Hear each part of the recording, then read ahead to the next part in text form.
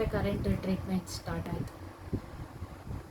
ಈ ಸೋಮವಾರ ನಾವು 11,000 ಕಟ್ಟಿದರೆ ನೆಕ್ಸ್ಟ್ 11,000 ನೆಕ್ಸ್ಟ್ ಸೋಮವಾರ ಕಟ್ಟಬೇಕು. ಅಂದರೆ 8 ದಿವಸಕ್ಕೆ 11,000 ಕಟ್ಟಬೇಕು. ಎಲ್ಲಿಂದ ತರೋಣ? ಅದೊಂದು ದೊಡ್ಡ ಪ್ರಾಬ್ಲಮ್ ಆಯಿತು ನಮಗೆ. 10 ಇಂಜೆಕ್ಷನ್ ಹೇಳಿದರು, 10 ಇಂಜೆಕ್ಷನ್ ಮುಗೀತು ಅನ್ನೋದೊಂದು ಖುಷಿ. ಆದರೆ ಇಂಜೆಕ್ಷನ್ ಮುಗಿದ ತಕ್ಷಣ ಮತ್ತೆ ಡಾಕ್ಟ್ರ್ ಮೀಟ್ ಮಾಡೋಕ್ಕೆ ಹೋದ ತಕ್ಷಣವೇ ಮತ್ತೆ ಇದನ್ನೆಲ್ಲ ಹೇಳಿದ್ರು. ಕರೆಂಟ್ ಕೊಡ್ಸ್ಕೋಬೇಕು, 25 ದಿವಸ ಕರೆಂಟ್ ಕೊಡ್ಸ್ಕೋಬೇಕು, 11,000 ವಾರಕ್ಕೆ ಕಟ್ಟಬೇಕು.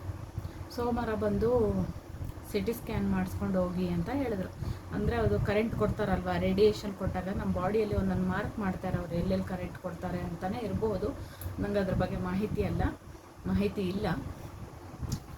ಆವಾಗ ಟ್ರೈಪೋಡಲ್ಲಿ ಇಲ್ಲ, ನಾನು ಇಲ್ಲಿ ಲಾಕ್ ಮಾಡ್ಕೊಬಿಟ್ಟಿದ್ದೀನಿ, ಅದಕ್ಕೋಸ್ಕರನೇ ಕೈಯಲ್ಲಿ ಇಟ್ಕೊಂಡಿದ್ದೀನಿ. ಮೊಬೈಲ್ ಸ್ವಲ್ಪ ಶೇಕ್ ಆಗ್ತಾ ಇದೆ. ಆವಾಗ ನಾವು ಕರೆಂಟ್ ಕೊಡಿಸ್ಕೊಂಡು ಮಾರ್ಕ್ ಮಾಡಿಸ್ಕೊಂಡು ಸೋಮವಾರ ಬಂದು ಅಮೌಂಟ್ ಕಟ್ಟಿ, ಇದು 8,000 ಎಕ್ಸ್ಟ್ರಾ ಕಟ್ಟಬೇಕು. ಅದು ಬಾಡಿಯಲ್ಲಿ ನಮಗೆ ಒಂದೊಂದು ಮಾರ್ಕ್ ಮಾಡ್ತಾರೆ, ಆ ಮಾರ್ಕ್ಗೋಸ್ಕರ ನಾವು 8,000 ಕಟ್ಟಬೇಕು. ಮತ್ತು ಯಾವುದ್ಯಾವುದೋ ಸ್ಕ್ಯಾನ್ ಇರುತ್ತೆ ಅವ್ರದ್ದು, ಏನೇನೋ ಇರುತ್ತಲ್ವ ಟೆಸ್ಟ್ಗಳು, ಅದನ್ನೆಲ್ಲ ಮಾಡ್ತಾರೆ. ಆಮೇಲೆ ತಕ್ಷಣ ಏನಾಯಿತು, ಅದದ್ದು ಮುಗಿಸ್ಕೊಂಡು ಬಂದ್ವಿ. ಇನ್ನು ನೆಕ್ಸ್ಟ್ ಸೋಮವಾರ ಬರೋಕ್ಕೆ ಹೇಳಿದರು. 11,000 ಕಟ್ಟಬೇಕು, ಬರಬೇಕು. ಒಂದು ವಾರ ಹೆಂಗನೋ ಕರೆಂಟ್ ಕೊಡ್ಸ್ಕೊಂಡು ಹೋದ್ವಿ. ನೆಕ್ಸ್ಟ್ ಸೋಮವಾರ ಏನಾಯಿತು ಫ್ರೆಂಡ್ಸ್, ನಾನು ಬೆಳಗ್ಗಿನ ಜಾವ 6 ಗಂಟೆಗೆ ನನ್ನನ್ನು ಬಸ್ಸಿಗೆ ನಮ್ಮ ಮನೆಯವ್ರು ಹೇಳಿದ್ರು, ಡೈಲಿ 1,000 ರೂಪಾಯಿ ಬೇಕು ಹೋಗಲಿಕ್ಕೆ ಬರಲಿಕ್ಕೆ. ಏನು ಮಾಡೋಣ, ನಾವು ನಾಳೆನ ಬಸ್ಸಲ್ಲೇ ಒಂದ್ಸರಿ ಹೋಗಿ ನೋಡೋಣ, ನಿಂಗೆ ಹೆಂಗಾಗುತ್ತೆ ಅಂತ ಹೇಳಿ ಅಂತ ಹೇಳಿದ್ರು. ಆಯಿತು ಅಂಥೇಳಿ ಬೆಳಗ್ಗೆ 6 ಗಂಟೆಗೆ ನಾವು ಬಂದ್ವಿ, ಅಲ್ಲಿಂದ ಬಸ್ಸಿಗೆ ಬಂದ್ವಿ. ಇಲ್ಲಿಗೆ ನಾವು ಸೆಂಟ್ ಜಾನ್ಸ್ಗೆ 8:15 ಮುಟ್ಟಿದ್ವಿ. 8:15 ಬಂದು ಮುಟ್ಟಿದ್ವಿ. ಸೆಂಟ್ ಜಾನ್ಸ್ ಗೇಟ್ ಹತ್ರ ಬರ್ತಿದ್ದಂಗೆ ನನಗೆ ವಾಮಿಂಟ್ ಸ್ಟಾರ್ಟ್ ಆಯಿತು. ಫುಲ್ಲು ಬ್ಲಡ್ ವಾಮಿಂಟ್ ಆಯಿತು. ಅಯ್ಯೋ, ನನಗೆ ಹುಚ್ಚಿಡ್ದಂಗೆ ಆಗೋಯ್ತು, ಇದೇನಪ್ಪ ಮತ್ತೆ ಬ್ಲಡ್ ವಾಮಿಂಟ್ ಆಯಿತು. ಆಮೇಲೆ ಡಾಕ್ಟ್ರು ಬರೋದು 10:30 ಆಗುತ್ತೆ, 10:11 ಗಂಟೆ ಆಗುತ್ತೆ. ಡಾಕ್ಟ್ರು ಬಂದರು, ನಾವು ಡಾಕ್ಟ್ರ್ ಹತ್ರ ಹೋದ್ವಿ. ಆಮೇಲೆ ಕೇಳಿದ್ವಿ ಡಾಕ್ಟ್ರ್ ಹತ್ರ, ಸರಿ ಏನಾದ್ರು ಪ್ರಾಬ್ಲಮ್ ಅಂತ ಅವ್ರು ಕೇಳಿದ್ರು. ನಾನು ಹೇಳಿದೆ ಹೌದು ಸರ್ ಅಂತ ಹೇಳಿದೆ. ಏನು ಪ್ರಾಬ್ಲಮ್ಮು ಸರ್ ಹೇಳಿದೆ, ಇವತ್ತು ಬೆಳಗ್ಗೆ ಬರುವಾಗ ನನಗೆ ಬ್ಲಡ್ ವಾಮಿಂಟ್ ಆಯಿತು. ಅವ್ರಿಗೊಂದ್ಸರಿ ಶಾಕ್ ಆಗೋಯ್ತು, ಏನಪ್ಪ ಇದು ಅಂತೇಳಿ. ಅವ್ರು ಹೇಳಿದ್ರು, ಅದೇ ಇಲ್ಲಿಂದ ಪೈಪ್ ಬಿಟ್ಟು ಸ್ಕ್ಯಾನ್ ಮಾಡ್ತಾರಲ್ಲ ಅದನ್ನು ಮಾಡಿಸ್ಬೇಕು. ಅಯ್ಯೋ 3,000 ಆಗುತ್ತೆ, 3,000 ಆಗುತ್ತೆ, ಅದು ಇವತ್ತು ಮಾಡಿಸ್ಕೊಂಡು ಬನ್ನಿ ಅಂತ ಹೇಳಿದ್ರು. ಆಮೇಲೆ ಮತ್ತೆ ಕೂತ್ಕೊಂಡು ಅವರವರೇ ಒಂದು ತೀರ್ಮಾನ ಮಾಡಿದರು. ಕರೆಂಟ್ ಕೊಟ್ಟಿರ್ತಾರಲ್ವ, ಆ ಕರೆಂಟ್ ಕೊಟ್ಟಾಗ ಇಲ್ಲೆಲ್ಲ ಒಳಗಡೆ ಚಿಕ್ಕ ಚಿಕ್ಕ ಗಾಯಗಳಾಗಿರುತ್ತೆ ಹೀಟಿಗೆ. ನೀವು ಜೋರಾಗಿ ಕೆಮ್ಮಿದಾಗ ಅದು ಗಾಯಗಳೆಲ್ಲ ಉಜ್ಕೊಂಡು ಏನು ಹೇಳ್ತಾರೆ, ಉಜ್ಜಿದಾಗ ಆಗಿರುತ್ತೆ. ಸೊ ಅದಕ್ಕೋಸ್ಕರ ಬ್ಲಡ್ ಬಂದಿರ್ಬೋದು. ಈ ವೀಕ್ ಬಿಡೋಣ, ನೆಕ್ಸ್ಟ್ ವೀಕು ಟೆಸ್ಟ್ ಮಾಡೋಣ ಅಂತ ಹೇಳಿದ್ರು. ಸರಿ ಆಯಿತು ಅಂತ ಹೇಳಿ ಅದೊಂದು ಸಿರಪ್ ಬರ್ಕೊಟ್ರು ನನಗೆ, ಯಾಕಂದರೆ ಅದು ಒಳಗಡೆ ಎಲ್ಲ ಗಾಯ ಆಗಿರ್ಬೋದು ಅಂತ ಹೇಳಿ ಒಂದು ಸಿರಪ್ ಬರ್ಕೊಟ್ರು. ಆ ಸಿರಪ್ ತಗೊಂಡು ಬಂದ್ವಿ. ಆಯಿತು, ಹೆಂಗೋ ಕರೆಂಟು ಮುಗಿಸ್ಕೊಂಡ್ವಿ. 25 ದಿವಸ ಕರೆಂಟು ಮುಗಿಸ್ಕೊಂಡೆ. ನಮ್ಮ ಮನೆಯವ್ರ ಪಾಪ ಮತ್ತೆ ಅದೇ ವಾರ ಲಾಸ್ಟು ನನ್ನನ್ನು ಬಸ್ಸಲ್ಲಿ ಕರ್ಕೊಂಡು ಬಂದಿಲ್ಲ ಅವರು. ಹೇಗೋ ಪಾಪ ಸಾಲ ಅದು ಇದು ಮಾಡಿಕೊಂಡು ನನ್ನನ್ನು ಆಟೋದಲ್ಲೇ ಕರ್ಕೊಂಡು ಬಂದರು. ಎಷ್ಟೇ ಪ್ರೀತಿ ಮಾಡಿದ್ರು ಅವರು ಒಂದೇ ಫ್ರೆಂಡ್ಸ್, ಅವರು ಮತ್ತೆ ಅದೇ ಹಾದಿ ತುಳಿದ್ಬಿಟ್ರು ಅವರು. ಇದರ ಬಗ್ಗೆ ನಾನು ಹೇಳಲಿಕ್ಕೆ ಇಷ್ಟಪಡಲ್ಲ. ನಮ್ಮ ಫಸ್ಟ್ ವಿಡಿಯೋದಲ್ಲಿ ಹೇಳಿದ್ದೆ ನಾನು, ಇದು ಸೆಕೆಂಡ್ ಟೈಮ್ ಆಗಿರೋದು. ಅದು ಏನೇನೋ ಆಗೋಯ್ತು ಬಿಡಿ. ಆಮೇಲೆ ಅವರೆಷ್ಟೇ ನನ್ನನ್ನು ಪ್ರೀತಿ ಮಾಡಿದ್ರು, ನನ್ನನ್ನು ಎಷ್ಟು ಕಾಳಜಿ ವಹಿಸಿ ಅವ್ರು ನನ್ನ ನೋಡಿದ್ರು, ಮತ್ತು 2ನೇ ಸರಿ ಅವ್ರು ತಪ್ಪು ಮಾಡೇ ಬಿಟ್ಟರು ಮತ್ತೆ. ಆಮೇಲೆ ಕರೆಂಟ್ ಕೊಡಿಸ್ಕೊಂಡು ಮನೆಗೆ ಹೋಗಿ ಒಂದು ವಾರ 3 ದಿವಸ ಆಯಿತು.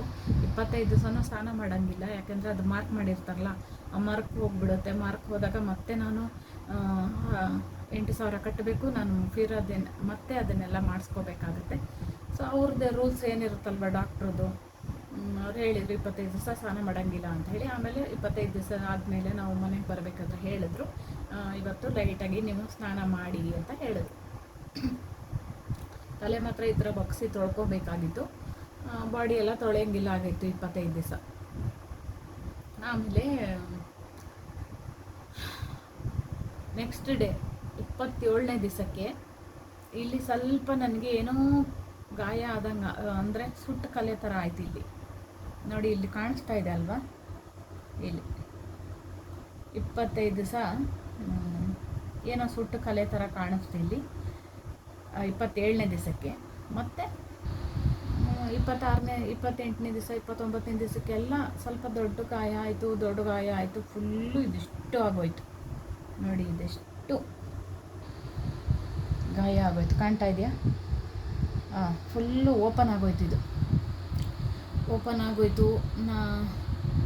ನಾವು ಡಾಕ್ಟ್ರ್ ಹತ್ರ ಹೋಗ್ಲಿಕ್ಕಾಗಿಲ್ಲ. ಒಂದು 3-4 ದಿವಸ ಬಿಟ್ಟು ಬರಲಿಕ್ಕೆ ಹೇಳಿದರು. ನಾವು ಹೋಗಲಿಕ್ಕೆ ಆಗಿಲ್ಲ, ಯಾಕಂದರೆ ದುಡ್ಡಿಲ್ಲ. ಈ ಥರ ನಾನು ಡ್ರೆಸ್ಸಿಂಗ್ ಮಾಡಿಬಿಟ್ಟು ನಮ್ಮ ಮನೆಯವರು ಅದು ಆಪ್ರೇಷನ್ ಪೌಡ್ರ್ ಬರುತ್ತಲ್ವ ಒಂದು, ಅದನ್ನು ಮೆಡಿಕಲಿಂದ ತಂದುಬಿಟ್ಟು ನಾವೇ ಹಾಕ್ಕೊಂಡು ಅದಕ್ಕೆ ಈ ಥರ ಬಟ್ಟೆ ಇಟ್ಕೊಂಡು ಈ ಥರ ಮಲ್ಕೊಂಡ್ರೆ ಬೆಳಗ್ಗೆ ಇದು ಓಪನ್ ಮಾಡಿದರೆ ಇದೆಲ್ಲ ಕಿತ್ಕೊಂಡು ಬಂದುಬಿಡ್ತಾಯಿತ್ತು. ಯಾವ ಜನ್ಮದಲ್ಲಿ ಏನು ಮಾಡಿದ್ನೋ ಗೊತ್ತಿಲ್ಲ ಫ್ರೆಂಡ್ಸ್. ಅದೊಂದು 15 ದಿವಸ ಆಗೋಯ್ತು. ಅದನ್ನು ಡೆಟಾಲ್ ಹಾಕಿ ನಮ್ಮ ಮನೆಯವರು ನೀಟಾಗಿ ವಾಶ್ ಮಾಡೋದು. ಆಮೇಲೆ ಅಂತೂ ಒಂದು 15 ದಿವಸ ನಾನು ಹಿಂಗೆ ಇದ್ದೆ. ಇದೇ ಥರ ಇರಬೇಕಿತ್ತು. ನಾನು ಒಂದು 15-20 ದಿನ ಇದೇ ಥರ ಇದ್ದು ಅದು ಕ್ಲಿಯರ್ ಆಯಿತು. ಕ್ಲಿಯರ್ ಆದಮೇಲೆ ಮತ್ತೆ ಹಾಸ್ಪಿಟ್ಲಿಗೆ ಹೋದ್ವಿ. ಡಾಕ್ಟ್ರ್ ಹತ್ರ ಎಲ್ಲ ಹೇಳಿದ್ವಿ, ಈ ಥರ ಆಯಿತು ಅಂತ ಹೇಳಿ. ಎಲ್ಲ ಮುಗೀತು. ನನಗಿದೊಂದು ಟೆನ್ಷನ್ ಆಯಿತು. ಇದು ಸೆಕೆಂಡ್ ಟೈಮು. ಮತ್ತೆ ಏನು ಮಾಡೋದಪ್ಪ, ಇವ್ರನ್ನ ಹುಡುಕ್ತಾ ಇದ್ದಾರೆ. ನಮ್ಮ ಮನೆಯವ್ರನ್ನ ಫ್ಯಾಕ್ಟ್ರಿಗೆ ಸಿಕ್ಕಿತ್ತು ಅವರಿಗೆ. ಅದೊಂದು ಕಂಪ್ನಿಯಲ್ಲಿ ಕೆಲಸ ಮಾಡ್ತಾಯಿದ್ರು. ಅಲ್ಲಿ ಯಾರೋ ಪರಿಚಯ ಆಗಿ ಏನೋ ಆಯಿತು. ಇವರನ್ನು ಮತ್ತೆ ಹುಡುಕ್ತಾ ಇದ್ದಾರೆ ಅಲ್ಲಿ. ನಾನು ಏನು ಮಾಡಲಿ ಫ್ರೆಂಡ್ಸ್? ನನ್ನ ಕಾಯಿಲೆನ ನೋಡ್ಕೊಂಡ್ಲು, ಈ ಮನುಷ್ಯನ ನೋಡ್ಕೊಂಡ್ಲು. ಯೋಚನೆ ಮಾಡಿ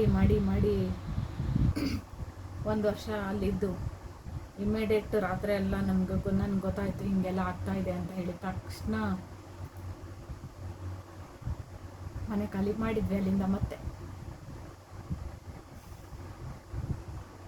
ಮನೆ ಖಾಲಿ ಮಾಡಿ ಮತ್ತೆ ನಾವಿರೋ ಜಾಗಕ್ಕೆ ಮತ್ತೆ ಬಂದ್ವಿ. ಮತ್ತೆ ಬಂದು ಅಲ್ಲಿ ಬಾಡಿಗೆ ಮನೆ ಮತ್ತೆ ಮಾಡಿಕೊಂಡು, ನಮ್ಮ ತಮ್ಮ ಇದ್ದರು, ತಮ್ಮನ ಮನೆ ಪಕ್ಕದಲ್ಲೇ ಸ್ವಲ್ಪ ಇನ್ನೊಂದು ರೋಡಲ್ಲೇ ಮನೆ ಮಾಡಿದ್ವಿ. ಮನೆ ಮಾಡಿಬಿಟ್ಟು ಅಲ್ಲಿಂದ ಬಚಾವ್ ಮಾಡ್ಕೊಂಡು ಬಂದೆ.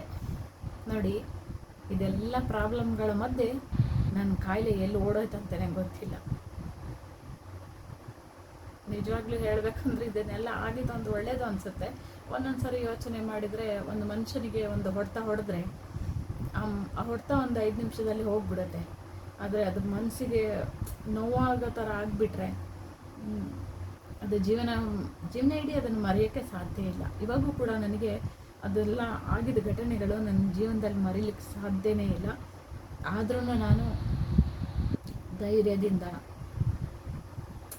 ಆಗೋಯ್ತು ಬಿಡು, ಮುಂದೆ ಜೀವನ ಇದೆ ಅಲ್ವಾ ನಮ್ಮದು, ಆ ಜೀವನ ನೋಡಿಕೊಂಡು ಖುಷಿಯಾಗಿಡೋಣ. ನಾವು ಹೀಗೆ ಮುಂದೆ ಏನು ಮಾಡಬೇಕು, ಹೇಗಿರಬೇಕು, ಇರೋಷ್ಟು ಸಹ ನಾವು ಚೆನ್ನಾಗಿರೋಣ ಅಂತ ಯೋಚನೆ ಮಾಡಿಕೊಂಡು ಧೈರ್ಯವಾಗಿದ್ದೀನಿ.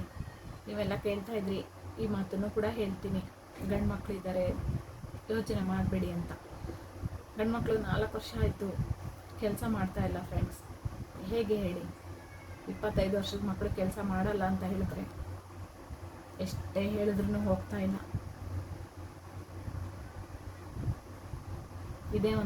ಇವಾಗ ಇದೊಂದು ಟೆನ್ಷನ್ ಶುರುವಾಗಿದೆ. 1 ವರ್ಷ ಅಲ್ಲ, 2 ವರ್ಷ ಅಲ್ಲ, 4 ವರ್ಷ. ಮುಂದೆ ಅವ್ರ ಜೀವನ ಹೇಗೆ? ಇದೊಂದು ನನಗೆ ಇವಾಗ ನಮ್ಮ ಯಜಮಾನರು ಚೆನ್ನಾಗಿದ್ದಾರೆ. ಮನುಷ್ಯನಿಗೆ ತನ್ನ ಸ್ವಂತ ಬುದ್ಧಿ ತನಗೆ ಬರಬೇಕಲ್ವಾ. ಸೊ ಇವತ್ತು ನಮ್ಮ ಮನೆಯವರು ದೇವರಂಥ ಮನುಷ್ಯರು. ಅವ್ರು ಯಾವತ್ತೂ ದೇವರಂಥ ಮನುಷ್ಯರೇ. ಏನೋ ಚಿಕ್ಕ ಪುಟ್ಟ ಆಗೋಯ್ತು ಘಟನೆಗಳು, ನನ್ನನ್ನು ಎಷ್ಟು ಚೆನ್ನಾಗಿ ನೋಡ್ಕೊತಾರೆ. ಬಟ್ ಈ ಮಕ್ಕಳಿಂದ ನನಗೆ ಇನ್ನೊಂದು ಟೆನ್ಷನ್ಸ್ ಶುರು ಆಗಿಬಿಟ್ಟಿದೆ. ಓಕೆ ಫ್ರೆಂಡ್ಸ್, ಇಲ್ಲಿಗೆ ನಾನು ವೀಡಿಯೋ ಮುಗಿಸ್ತಾ ಇದ್ದೀನಿ. ದಯವಿಟ್ಟು ಯಾರಿಗಾರು ಬೇಜಾರು ಮಾಡಿದರೆ ದಯವಿಟ್ಟು ಕ್ಷಮಿಸಿ. ಮುಂದಿನ ವೀಡಿಯೋದಲ್ಲಿ ಮತ್ತೆ ಸಿಗ್ತೀನಿ. ನಮಸ್ಕಾರ ಫ್ರೆಂಡ್ಸ್.